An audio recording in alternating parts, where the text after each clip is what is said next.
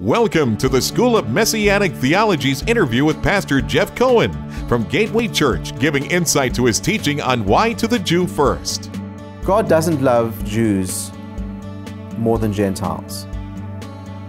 And yet, reaching the Jews in today's world is more strategic in God's master plan, and I didn't say more important, more strategic than reaching any other people group with the gospel. The reason is Romans 11:15 says, if their falling away is the reconciling of the world, what will their acceptance be but life from the dead?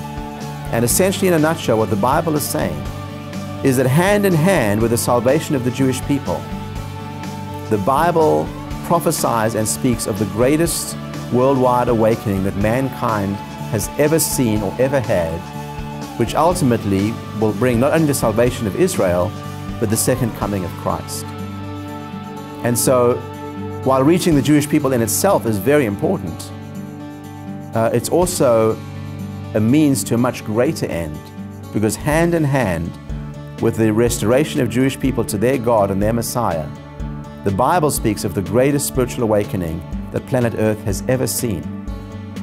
And so I can't think of anything more strategic in today's times than reaching the Jewish people with the good news of their Messiah. I think what makes my message and ministry unique is that as well as seeing many Gentiles come to the Lord, we consistently are seeing Jewish people come to the Lord. And so that's really my point. Not that the one is, more important than the other or anything like that, but that in preaching the gospel to the nations, we've got to be very careful and very intentional to not leave the Jewish people out of the picture, especially as the gospel is a Jewish message that came to the Jewish people, and through the Jewish people to the nations.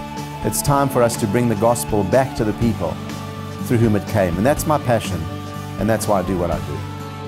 If you have enjoyed this interview and would like to know more about the School of Messianic Theology and exploring the Bible through Jewish eyes, please visit www.smtenglish.org.